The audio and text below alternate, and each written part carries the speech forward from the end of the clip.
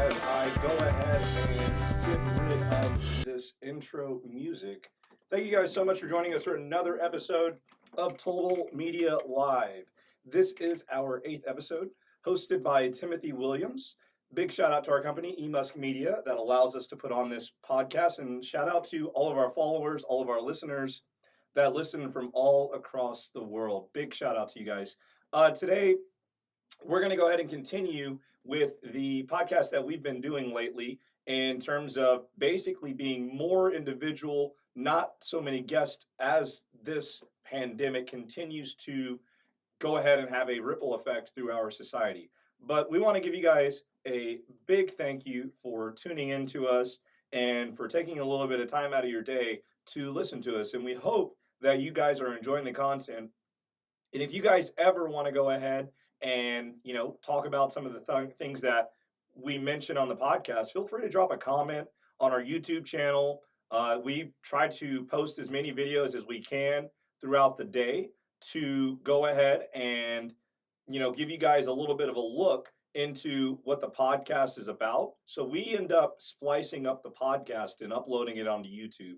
So if you ever want to watch maybe a condensed version of the podcast, the best thing to do is to go ahead and check out YouTube. And from going to YouTube, you can go ahead and see like the episode of our podcast chunked. So maybe you might want to watch 15 minutes, maybe you got to spare 10 minutes, maybe you got to spare 5 minutes.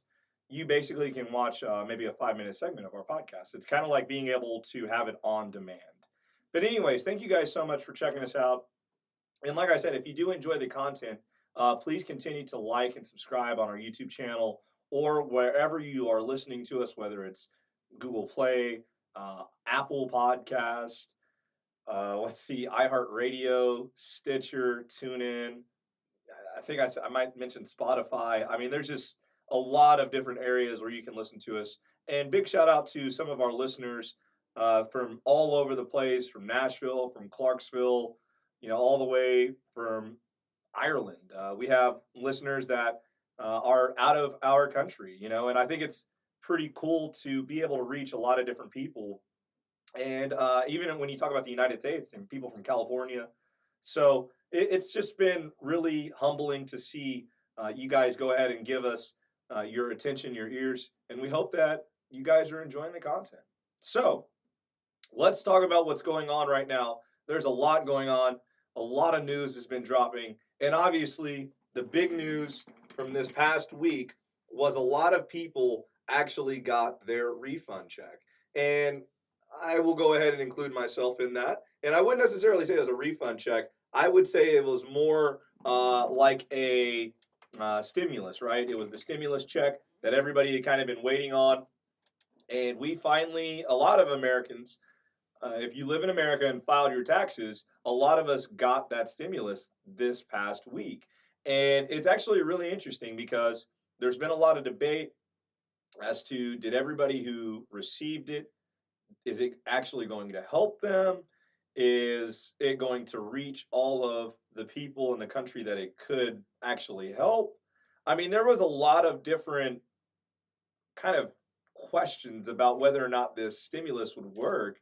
And looking at some of the feedback we've seen online and talking to the people in our, in our friend circle and listening to people from work on like Zoom and things of that nature, what I've been able to gather is the $1,200 was definitely a nice little pick-me-up. But a lot of people are still wanting to, I'll be honest, I've heard a lot of people say they want to work. And this is a touchy subject right now, and I want to really try to give you as fair a perspective of both sides as I can. And it's something that I'm used to doing because in a classroom, it is my job to teach you history from a non-biased point of view. Now, the only bias that I can have in the classroom is a patriotic, American bias because I teach in America, right? I teach in the United States is what I should actually say. But because I teach in the United States, everything that we pretty much, cater our, everything that we kind of cater in history when we go ahead and talk about what we learn throughout kindergarten all the way through high school, it's usually from the American point of view, and that's not a bad thing because we're Americans, right? And so the reason why I bring this up is, when you look at the people that are receiving this $1,200, what I'm starting to gather is some people are wanting to go back to work. And it's really interesting because a lot of people are also upset at these big giant companies for wanting people to go back to work. And it's a really weird situation. And obviously I'm not here to say that I have the answers. I'm merely here to kind of present you the information that we've been able to gather and let you digest it however you feel. And so we've had business owners come on our podcast. Jose Rodriguez came on, Bo came on, Bo Smith as well. And both of those gentlemen, they talked about in the podcast how this is impacting small businesses and even big corporate businesses. And from the small business perspective, you're worried because the longer your business is stalled or not getting very many customers, that means you're not earning money during that time period. And if you're not earning money, how are you paying for all the overhead costs like rent, like utility bills, like maintaining a website, fees, because you have to pay for all these things, and even office space is a big deal, right? So that's why we start talking about these small businesses really saw a lot of things slow down. And then you start thinking about, well, what are people doing right now in businesses, right? Like there's not going to be very many businesses that are like, yeah, I want to build a brand new building right now. I want to remodel this whole thing because, now's the perfect time to do it. Dude, a lot of people are not doing that work because business is so slow. So why would I make improvements on my small business if I'm not even sure that I'm going to be making money, right? Like just be kind of, I guess I would say logical, but just be kind of practical about this, right? The main job of a business, if it's a normal business that's not nonprofit, right, is to make money. And so if your job is or your goal is to make money, but you are not making money, it's really hard to make the decision to make improvements on your company or to expand on your company in times like this.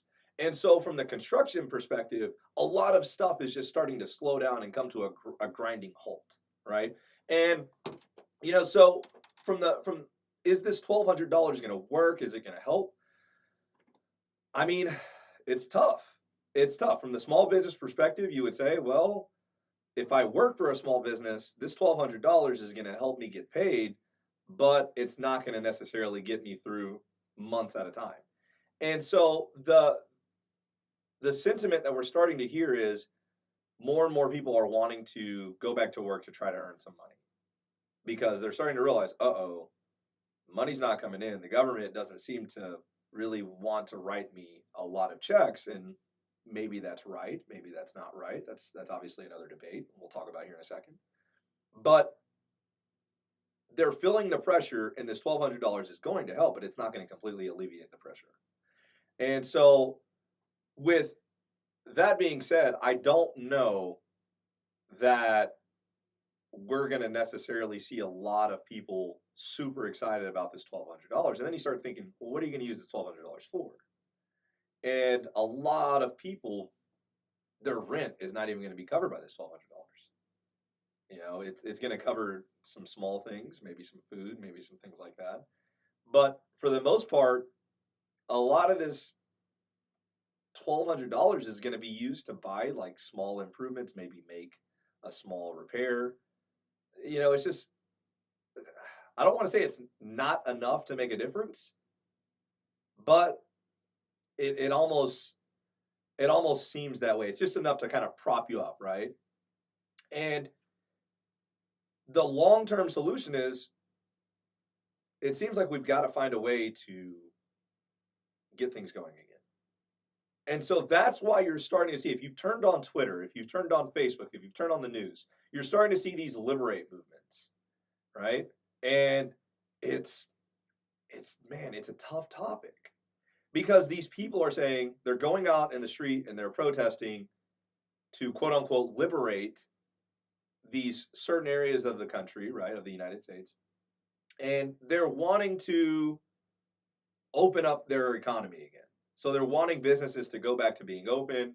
They're wanting, you know, basically life to go back to the way it was before COVID-19 basically impacted us. And the reason why they're doing this is because they're saying, "Hey guys, you know, this disease is going to kill a lot of people, but if we don't change things, then it's going to kill the economy. We're going to kill any chance that we have of ever having life after this." And I think that's a really, first of all, it's really dark. It's really heavy. It's almost like they're basically saying, you know, we've got to make sure that we keep things going, or else if we don't, right, if we don't, then our country will not even be able to exist really. And like it has some validity in certain points of it, right? Like if we crash the economy so bad because we're not able to generate enough money to spend, and so the economy comes crashing or slowing down. And even though we find a vaccine, we find something to help everybody, it's going to be really hard to rebuild everything. That is the argument that these people are making. And I'm just trying to lay out this argument here. Okay? So open up the economy so that way the economy doesn't crash so hard that it's irreparable. And it is going to cause a lot of death. That is accepted. However, those deaths are the lesser evil than an entire society just crumbling. And that's a heavy argument. That is extremely heavy. I'm not sure that you're going to get people to be okay with sacrificing lives like that. I don't think that's ever going to be the case, really. You know what I mean? Like, I don't know that you're ever going to get the majority of people to agree with that point of view. So what's the other point of view?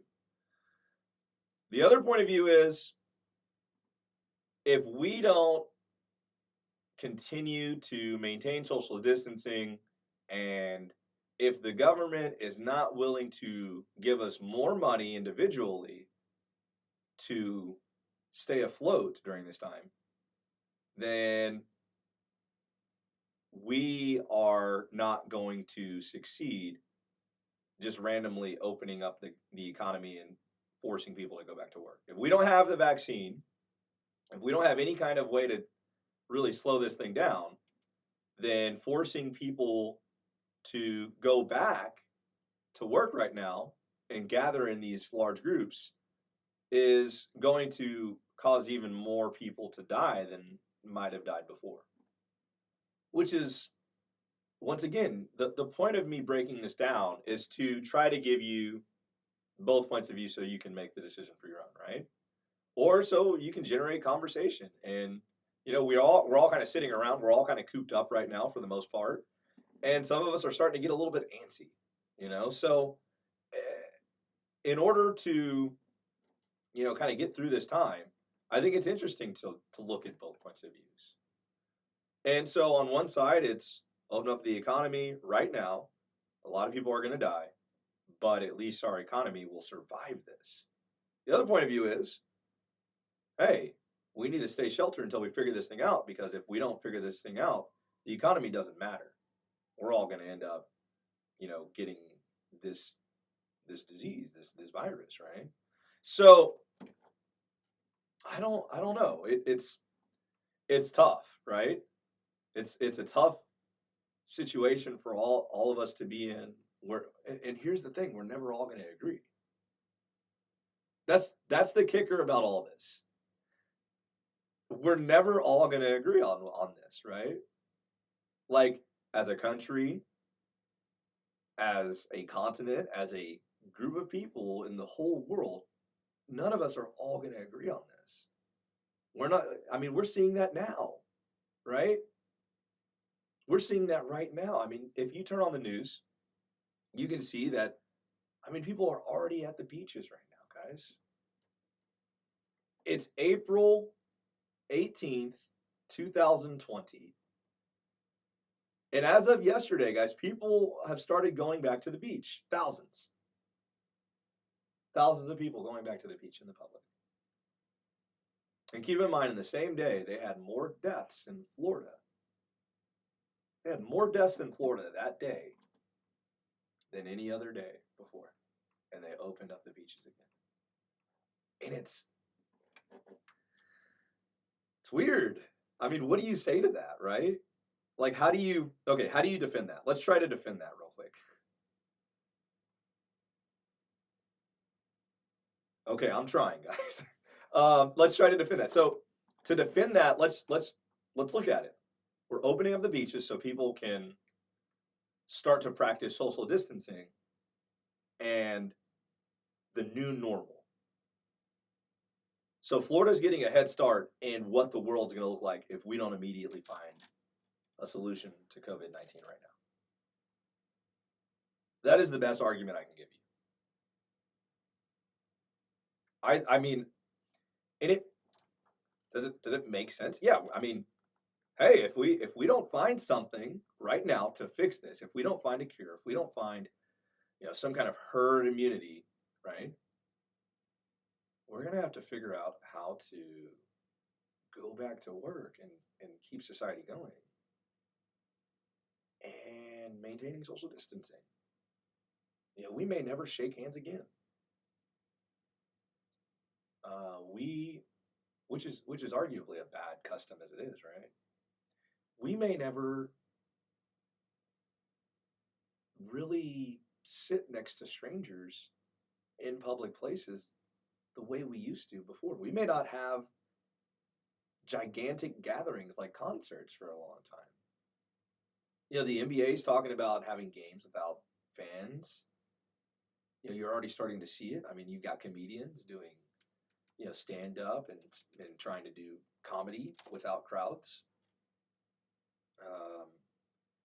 Obviously, you've got the virtual DJs right now that are going on places like Twitch and hosting DJ parties. You know what I mean? Throughout the weekend and throughout every day, actually. You can find DJs on Twitch all the time. And, musicians are starting to perform on Twitch and things of that nature to go ahead and try to keep everybody's morale up. And I don't know, man, if that's the future, I don't know. It's legitimately a Black Mirror episode, right? Like, if you guys have never seen Black Mirror, there's an episode of Black Mirror where literally you like live in like a room and it's just surrounded by screens. And like everybody like tunes into like a show and everybody gives feedback on the show. Like your life is basically you're always online. It was actually really, really strange because it's Black Mirror. But I'm not going to spoil the episode too much, but it was just weird. And the more and more we go through 2020, I agree with what a lot of people are saying, man. This is a weird episode of Black Mirror. I agree. I'm just saying, thank goodness it's not that episode where the guy, okay, you know what I'm talking about. The pig, okay. All right. So, yeah, Black Mirror is like real life right now. I mean, we've even got those robots that are like, those robot dogs from like Boston Dynamics and stuff. I mean, come on, this is real life right here. But I don't know when we're going to decide. I guess May 1st will be a really big turning point. So in about a couple weeks, it'll be a really big crossroads for where we're at as a human society, right? And it'll be really interesting to see what a lot of states decide to do May 1st. But once again, Florida, the big thing that kind of got us talking about this is Florida yesterday opened up the beaches and there were thousands of people out there. And we're trying to defend, is that smart? Is that a good idea? And I would say, probably it's rough. It's rough. Just remember, I mean, if we don't find an answer to this thing, we're going to have to figure out social distancing in the long term. And that may mean a lot more Skype podcast, which I'm not excited about. I miss having a guest here to talk to conversate with you, for you guys, for everyone. There's so many great people that want to be on this podcast, and we want to bring them to you. And it's just really difficult in times like this when, we're not the big baller budget that can, pay for testing right on the spot and get you tested right away once you come on. We're not able to do things like that. I mean, this is not, we're not that big time. And so, it's just really interesting to see the ripple effect that this virus has had on our entire society. And my thoughts, our thoughts as a company, we're always with everybody. We're always with you guys, and we're hoping that everybody makes it through. And I'll say this about the scene at the beach yesterday. This will be my last comment on Florida opening the beaches yesterday. There was an electricity that you could see on the screen. It was, it's almost like when you open up a present before you're like supposed to, right? Like you found where the presents were stashed, so you like took a peek into them. Oh, whoa! Look at what I'm about to get. Oh my goodness! This is really what I'm about to get as a present. This is what I've always wanted. That is the type of electricity that I saw in Florida yesterday, and it was refreshing. Out of all, whether you agree with them being out there or not, I understand. Whether you think it's absolutely ridiculous or the best thing in the world, I understand. I understand both points of view. I really do. And I see both sides. I definitely see the crazy in it. I do. Are you kidding me? Would I do it? Probably not. But it was just cool to see the electricity, that you could feel how happy those people were to be on the beach. Hey, life is it's gonna be okay. We're gonna get through this. When's the last time everybody's felt like that?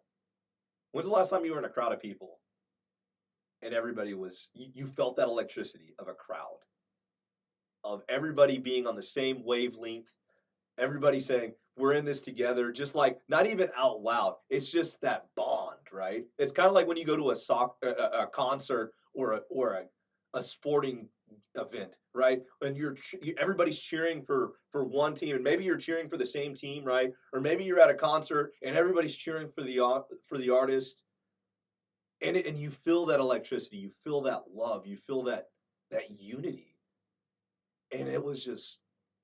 That was one part that I really enjoyed about seeing those people out there on the beaches. And like I said, man, it's so comparable to me, just like peeking at your presents before you're supposed to open them. Because you see what it is, you see what it could be, right? You get like a hint of what it could possibly be. And you know that it's going to be special, that it's going to be electric, that it's going to be one of the greatest feelings you've ever felt in your life. And you're just ready for it. But you peaked just a little bit. And maybe just a little bit too early. You know what I mean? Maybe you looked at it just a little bit too early. Maybe you should have just waited just a little bit longer. And it would have been even better. It would have been even the best. It would have been even better than you would have even dreamed. And that's what it kind of feels like right now. It kind of feels like we got a little, like, I hate to use the word tease, but it's like we got a little tease of what the electricity is going to be like when we're all able to gather in crowds. And man, it gets me fired up. It gets me fired up. I think that's why I love sports. I think that's why I love gaming. I think that's why I love competition when it comes down to it. Because the feeling that you get achieving something that people are with you to achieve is it's unlike anything else, man. It's unlike anything else. And I'll tell you, man, I felt a little bit of that when I saw those people on the beaches of Florida. Does this mean you go outside right now and gather? No, no, that's not what it means at all. But it's something to look forward to, and what might be the greatest day or the hardest day that you're going through right now, right? So just know when we finally get through this tunnel, right? When we finally start to see the light and we start to get through people are gathering again, it's going to be a symbol that we did it. You know what I mean? It's going to be a symbol that we all figured this thing out, at least a little bit. So stick with it, y'all. Stick with it. This is going to be a major comeback for society, man. I mean, this is going to be a huge comeback. I know there was a lot of people that were upset on Twitter over the past few days, and what's new with that? That is a constant theme that you have seen for a long time now. And it's really tough. Everybody's kind of cooped up inside, and that toxicity is kind of like boiling up. You can kind of see why some people are getting a little anxious, and I think we talked about it last week. There's certain like crimes that are going up because we're all like kind of cooped up, but there's also things on the internet that are starting to happen. I mean, things are starting to trend, and it's just a little lighthearted moment. I mean, every time you see somebody's name trend on Twitter, there's always one person that tweets, that GIF of, they're like holding their breath. And they're like, oh, okay, I thought something happened to them because of everything that's going on. But turns out they're just debating something, and that's been the funniest thing to see on Twitter on a more positive note. And as terrified as you are to click, the person's name to see why they're trending, it's always kind of refreshing to see that there's people that have, a little bit of a sense of humor during all this time. And, we try to have that here as well. I mean, I can tell you that I've sent quite a few memes to my friends in my different group chats and, just different people online, and just, it's been there's definitely been a lot of humor. If you're on, watching a lot of Netflix, there's been a lot of comedy specials that have been coming out. You got Chris D'Elia, you got Tom Segura. Let's see, I think you got Bert Kushner, The Machine, right? You got a lot of people dropping, Netflix specials, and then you start talking about what some of these media companies are doing. I mean, look at what Disney Plus is doing, and Disney and all that, right? They're starting to release things a little bit earlier to try to keep people entertained, to obviously try to make a little bit of money. And it's really weird. I mean, I never thought I would say this, but Netflix and all day, or the majority of the day, it's kind of repetitive, and it reminds me of like when you get to that point of your Netflix subscription and you're just like, dang, dude, I've kind of seen most of this stuff. Like, what is new on here? Like there used to be periods of time of Netflix like that. I used to remember that in college all the time. Like you would just, like, I remember like getting rid of Netflix at certain points in like college and like even maybe a little bit after. So this is like, it's like 2010 through like 2014, And I just remember like, dude, I don't even want Netflix right now. You know what I mean? Because I've seen everything. I don't want to watch anything else on there. But Netflix has done such a great job and spent so much money that there's always like something new on there. And so I will give them credit for doing that. But at the same time, it's like, man, how much longer can you sit here and just continuously like stream stuff all day, you know? What if the all the hype that we're seeing in gaming, like esports and all that, what if it's temporary? Have you thought about that yet? I think that's a pretty interesting topic, right? Like what if because right now everybody's kind of has like not a lot of choices, everybody's gaming, right? What if when this is done, everybody's like, man, I'm really done with gaming. Like or a lot of people are like, you know, I'm done watching this. I'm done. I'm ready to go do some other stuff outside. Interact with people in real life. Like, what if that's on the other side of this? And how crazy would that be? Because if you go online right now and like try to buy like podcasting stuff, like microphones, if you go try to buy like, you know, podcasting setups like the switchboards and stuff, it's really interesting because it's kind of inflated. Some of it's sold out. And it makes sense because right now I've seen more people start podcasts than ever before. I'm pretty sure Joe Biden has a podcast, right? Like Andrew Yang has a podcast. Uh, can we talk about it for a second? I mean, what if Donald Trump had a podcast, right? So you start thinking about like all the different podcasts that are out there, especially like as the past month has gone on. I wonder if like the past 31 days, more podcasts have been like started and launched like than ever before.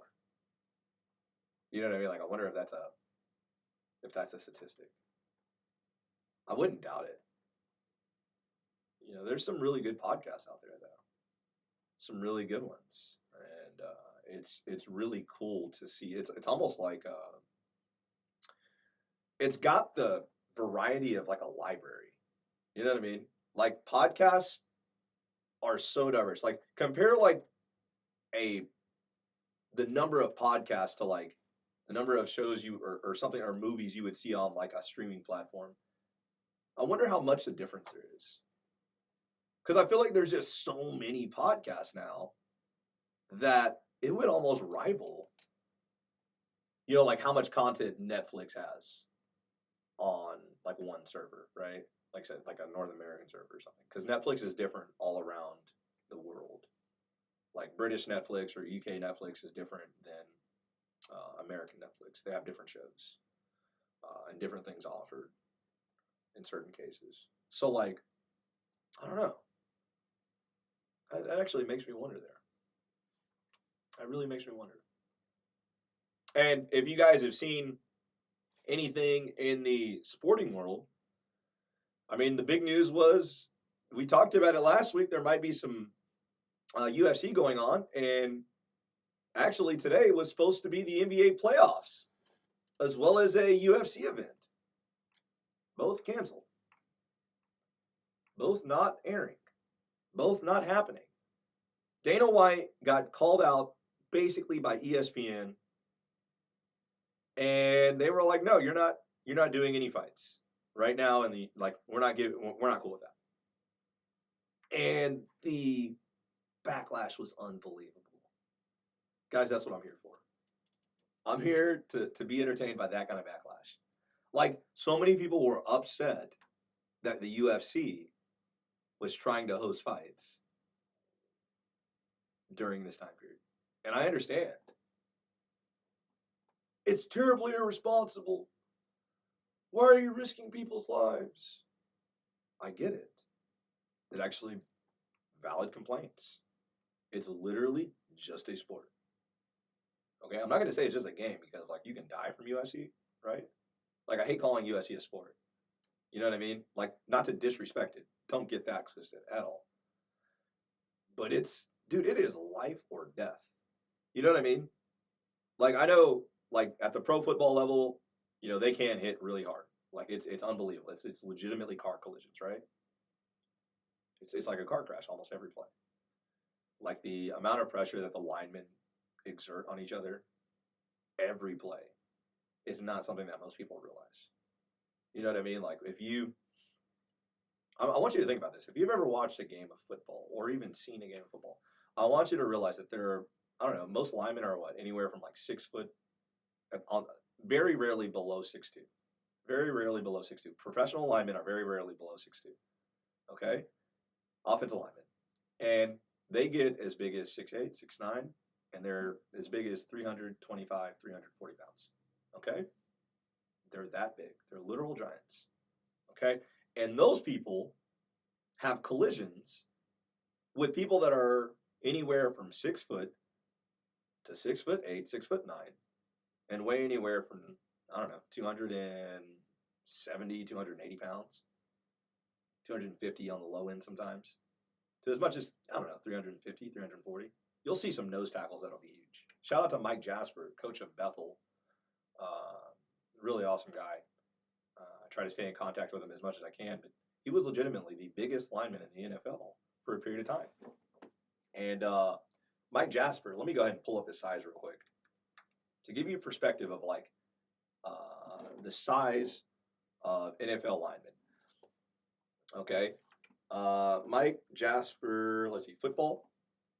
Okay, so 6'4", right? All right, and keep in mind, Mike Jasper is awesome, great guy, leads an awesome program at Bethel.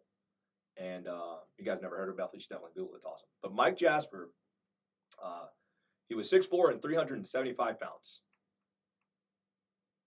And once again, guys, I want you to understand the collisions that happen every single time that they snap the ball. So we're talking about, I don't know, 60 plays for both teams, about, roughly 50 plays. So we're talking about like there's 5 separate car collisions just about at the line of scrimmage with these linemen 100 times. Okay, so like football is very violent. I will argue that till the end of the time, right? It's very violent. But UFC is literal life and death. You know what I mean? Like, and has somebody died playing football? Absolutely. It was very, very tragic. But have people died conditioning and stuff? Yeah, absolutely. But like as far as like UFC to me is just a lot more intense. So is boxing in that sense too, right? Like, dude, you can die from those sports. Like, that is just a little bit heavier. Like, I will never disrespect any of those guys. Ever. Ever. No matter how quick they get KO'd, how bad their record is, I don't care, dude. Dude, if you go into a Pentagon, what do they call it? Octagon? Yeah, Octagon, not Pentagon. This is not the government. If you go into the Octagon, or you go into a boxing ring, and you have a professional fight, even some of these amateur fights, dude, I respect that. That's, hey, all you, okay? That is intense. And so UFC is just legitimately different. Boxing is legitimately different. And if these people are willing to risk their life in the sport, right, then what's the argument for like testing them and getting everybody and not having an audience and just letting them continue their profession?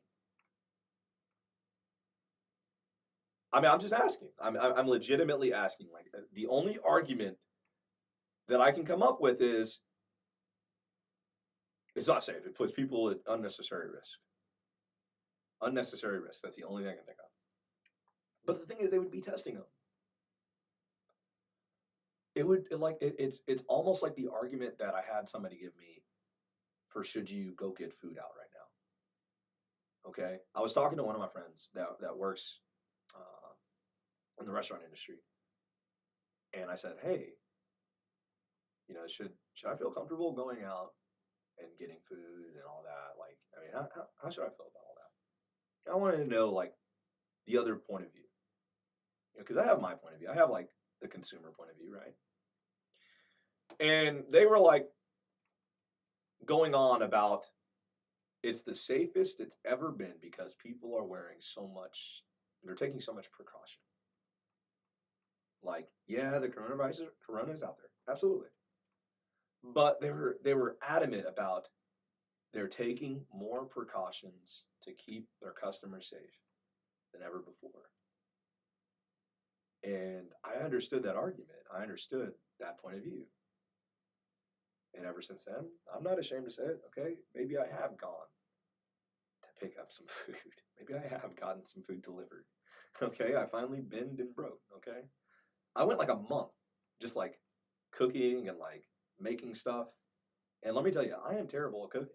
I am the world's worst chef ever. I can make like 5 things and that's it, okay? So this pandemic will kill me if I don't figure that out. All right.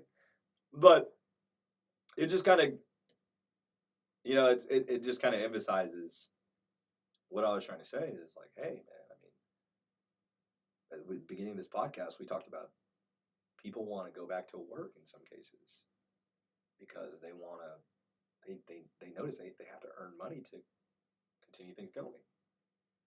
And, here we are in the middle of this pandemic. We still haven't kind of figured everything out. We're still trying to figure out when we're going to be able to gather in crowds.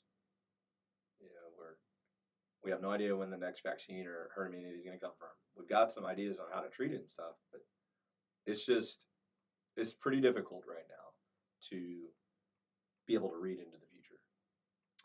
But I think that there's a lot of positives, and I think that when you guys look at how we're going to come out of this afterwards, I think we're going to learn how to do a lot of things in more efficient ways. And, if people are going to, get mad at businesses like the UFC or sports leagues like the UFC for trying to conduct business, that's tough. That's a tough one. I don't know that UFC was in the wrong there. If they have precautions, if they have a way to do it, I don't know that they're in the wrong there. What about the NBA? Let's talk about the NBA for a second. The NBA came out with news, I believe, as of May 15th. Let me go ahead and double check that date. I think May 15th. They're going to start looking at basically modifying some of the pay that these NBA players are getting. And here's the thing. The NBA players in the league should have been preparing for like the past month, right, with the past couple of checks. And like their checks are way bigger than the average check of a person. Like, I don't know. It's kind of cool. You know what I mean? And it's something that a lot of people obviously will idolize, and maybe that's good, maybe that's bad. But like a professional athlete's check is kind of interesting to think about and visualize, right? Because they get paid, hundreds of thousands of dollars like per check. And so if you save like 2 checks as a professional NBA player, or even if you save like half of them, you should be able to like skate through for like at least, I don't know, a couple months, I would imagine. Like, even if you were being a little bit excessive, which I don't really understand how you would be spending money excessively right now, because where are you spending it? So, I don't know. I feel like the NBA players that are going to have this happen, I feel like they're going to be okay in the long run. But you knew it was going to happen. We talked about it last podcast. I said, shout out to the NBA. Nobody's talking about it right now, but the NBA is paying their players normally. And nobody was talking about it. And now, I said it on the podcast last week. I said it. I literally said, guys, if the NBA stopped playing their players, if the NBA modified how much they were paying, people would immediately be up in arms. And as soon as they mention it, and the thing is, you can look at it on ESPN right now, and the headline is, let me read you the headline on this story right now. NBA to begin withholding player pay May 15th. That's all the headline says. Then when you click on it, it says NBA players to receive 25% less in paychecks starting May 15th. Cue that gif of Stephen A. Smith. We've been hoodwinked. We've been bamboozled. We've had seriously. I clicked that headline thinking, oh man, dude, I can't believe that the NBA went all out with this. Like, I actually even with all my comments that I mentioned last week about giving kudos to the NBA for paying the players, I was even like, oh my gosh, they're not going to play him anything? Like, whoa, dude, like that's intense. They're just saying, okay, we're not paying you at all right now. We're done. Like, I thought that's what it meant.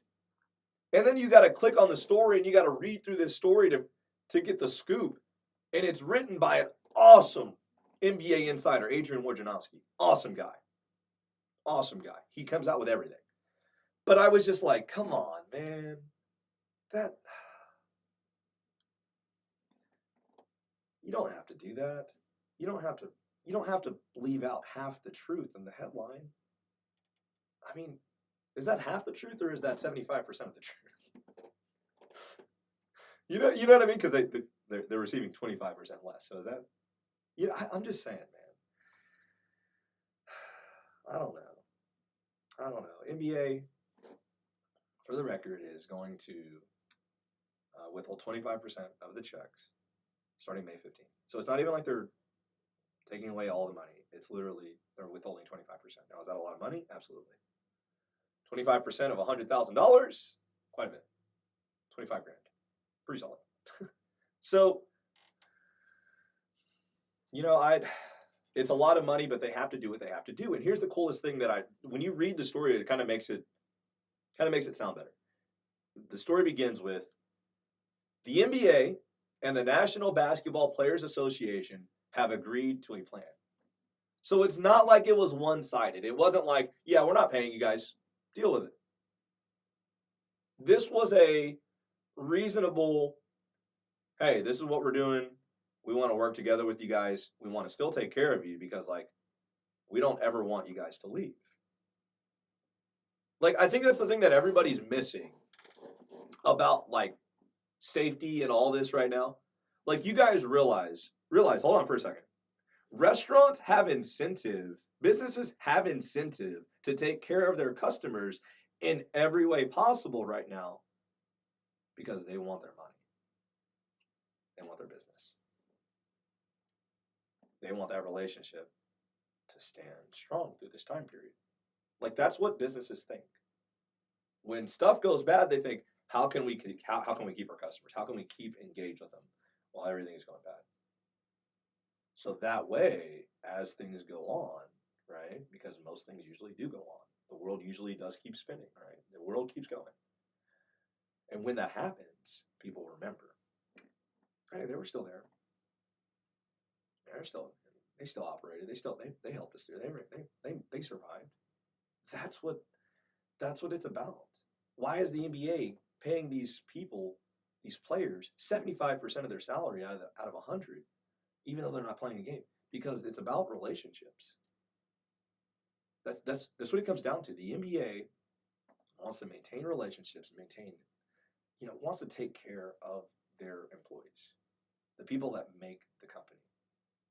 And in order to do that, that means paying them. Companies like restaurants want customers to come back to their business. So I want to take every safety precaution that I can to protect my customer from getting sick so they can come back. I want to make them feel safe so they can come back. That's what it is. That's what it is. It is worth noting the NBA players will receive their full paychecks on May 1st, according to Adrian Wojnarowski.